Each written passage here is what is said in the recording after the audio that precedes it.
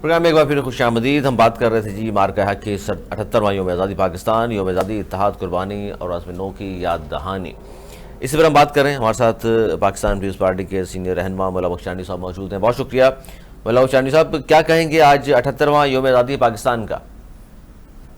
بھائی، ہر زندہ قوم، غیرت مند جو وطن کے لوگ بیٹے ہوتے ہیں وہ اپنی یوم آزادی کو بڑے شان کے ساتھ مناتے ہیں. تو اس لحاظ سے تو ہم سب پاکستانی بڑے فخر کے ساتھ اپنی آزادی کا دن منا رہے ہیں.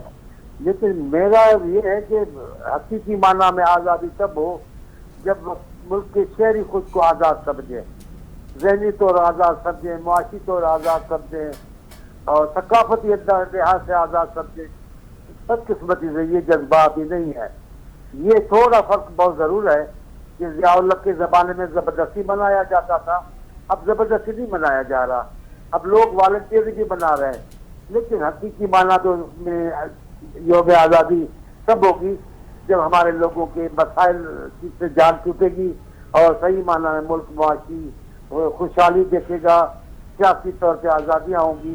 تو سمجھتا ہوں تبھی ہم اور ایسا اور سر ایسا کب ہوگا انشاءاللہ؟ قوموں کی زندگی میں خاموش رہنا موت ہوتی ہے. کوشش کرنا، خواہش کرنا، اس کا مطلب ہے بالآخر آپ فتح پا لیں گے. پاکستان کے تمام لوگ یہ خواہش بھی کر رہے ہیں، کوششیں بھی کر رہے ہیں. سالوں سے ہم تو دیکھ رہے ہیں، ہم تو جیلوں تک گئے ہیں، لوگ پھانسیاں کھا کر آ گئے. یہ سب چاہتے ہیں اس ملک میں آزادی. میرا یقین ہے ایک دن آئے گا کہ الحمدللہ پاکستان کے لوگ آزادی منائیں گے. اچھا سر، آج مختلف تقریبات بھی ہوئیں. بلاول بھٹو زرداری صاحب آپ کے چیئرمین ہیں، نوجوان چیئرمین پاکستان پیپلز پارٹی کے. ان کو بہترین سفارتکاری پر آج ایوارڈ بھی ملا ہے. اس حوالے سے بھی اپنے جذبات کا اظہار کر سکتے ہیں آپ. ہلو جی سر، میں نے کہا بلاول بھٹو زرداری صاحب کو بھی آج ایوارڈ سے نوازا گیا ہے، بہترین سفارتکاری جو کی ملک کا پیغام پہنچایا. میں بلاول بھٹو صاحب کے ساتھ جو اچھائیاں ہو رہی ہیں، جو لوگ ان کو انعامات دے رہے ہیں، جو لوگ ان پر فخر کر رہے ہیں، جو ملک ان کو خدمت کا موقع دے رہا ہے، یہ کوئی اچھبے کی بات نہیں ہے. وہ ذوالفقار علی بھٹو کا نواسا ہے، بے نظیر صاحبہ کا بیٹا ہے، آصف صاحب کا بیٹا ہے. اور یہ تینوں شخصیتیں چاروں پاکستان میں حیرت انگیز طور پر سیاسی لحاظ سے سب سیاستدانوں سے اوپر کی منزل پر کھڑے نظر آتے ہیں.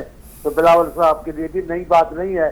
لیکن ہم جو پیپلز پارٹی کارکن ہیں وہ ابھی بھی پر امید ہے، اللہ تعالیٰ سے دعا مانگتے ہیں کہ اللہ تعالیٰ پاکستان کی خدمت کا موقع بلاول صاحب کو آزادی اور طاقت کے ساتھ دے تو پاکستان میں ایک بار پھر بھٹو اور بے نظیر کی یادیں تازہ ہو جائیں.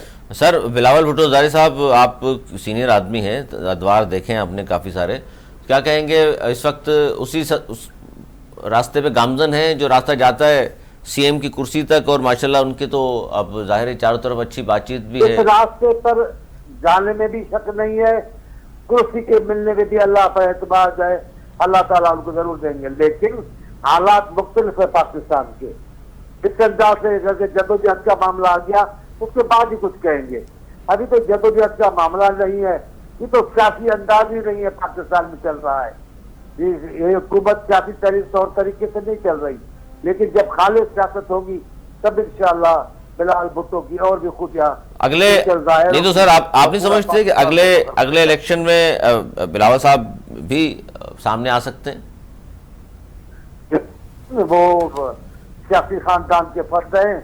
والد ان کے 2 بار صدر ہو چکے، والدہ ان کی 2 بار وزیر اعظم ہو چکی، پھر ان کے نانا وزیر اعظم بن چکے. ظاہر ہے سیاست میں تو آئیں گے. خود کو ابھی سے ہی انہوں نے ملک کے لوگوں نے منصب دے کر وہ اپنے پاکستانی قوم کے لیے کام لیا ہے ان سے. تو کیوں نہیں جو چھوٹے پیمانے میں کر سکتے ہیں وہ بڑے پیمانے میں بھی کریں گے انشاءاللہ. اور اسٹیبلشمنٹ کی مرضی کے بغیر تو سر کوئی نہیں آتا. تو ماشاءاللہ وہاں سے بھی سی وی ایم منظور ہو گئی ہے. کہاں سے؟ سر اسلام آباد پنڈی سے. آواز صحیح نہیں آ رہی آپ کی. سر میں نے کہا اسلام آباد پنڈی کی منظوری کے بغیر تو کوئی نہیں آتا. وہاں سے تو اچھی بات چیت ہے ماشاءاللہ. دیکھیں اسلام آباد اور پنڈی بھی پاکستان ہے.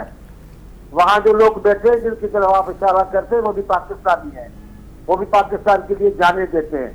لیکن آپ پاکستان کی مربی سیاست کو دیکھیں گے تو آپ کا تعجب نہیں ہوگا. تو اس وقت کے جو حالات چل رہے ہیں اس میں ایک طرف تو وزیر دفاع کہہ رہے ہیں ہائیبرڈ نظام ہے, پھر آپ سر پھر حقیقی جمہوریت تو بحال نہیں تو ہوئی. یہ وزیر دفاع خود کیوں بیٹھے ہیں, خود کیوں بیٹھے ہیں اس نظام میں؟ کس نظام پہ کر کے لوگوں کو جو جیلوں میں ڈالا ہوا ہے اور مصیبتوں میں ڈال رہے ہیں وہ خود کیوں ہے؟ تو پھر خود تو مجرم ہوئے, پھر اس کے وزیر اعظم بھی مجرم ہو گئے. جب اعتراف کر رہے ہیں تو پھر تو اس کو کیا کہیں گے؟ میں تو نہیں سمجھتا کہ یہ سیاسی گفتگو ہے. یہ تو غیر سیاسی لوگ ہیں جن کو بدقسمتی سے پاکستان پہ حاوی کر دیا گیا ہے. اور اس میں اعلی کار تو سر پھر بہت سارے لوگ بنے ہوئے نا, آپ بھی سہولت کار تو ہیں. ہم ان حالات میں, جن حالات میں پاکستان تھا, اگر ہم ٹھیک نہیں ہوتے اور ان کا ساتھ نہیں دیتے تو کیا نظام کوئی چلتا؟ جو بیٹھے تھے وہ بھاگے جا رہے تھے تو پھر کیا ہوتا؟ ملک کے نظام کو استحکام دینے کے لیے بڑی بڑی غلطیاں, بڑے بڑے گناہ بھی سرزد ہو جاتے ہیں. وہی آپ سے ہو گیا. چلیں جی, وہ گناہ سرزد ہو گیا. بہت شکریہ سر, وقت کی قلت ہے. بہت شکریہ مولانا چانڈی صاحب, بڑا اعتراف کیا مولانا چانڈی صاحب نے کہ آپ نے بڑی ضرورت بات کی جاتے جاتے سر کہ بڑی بڑی غلطیاں ہو جاتی ہیں اور کوتاہیاں ہو جاتی ہیں. تو وہ کہہ رہے ہیں جی ہم سے بھی کوتاہی ہو گئی ہے, لیکن بہرحال اچھی کوتاہی ہے جی, پاکستان آگے بڑھ رہا ہے.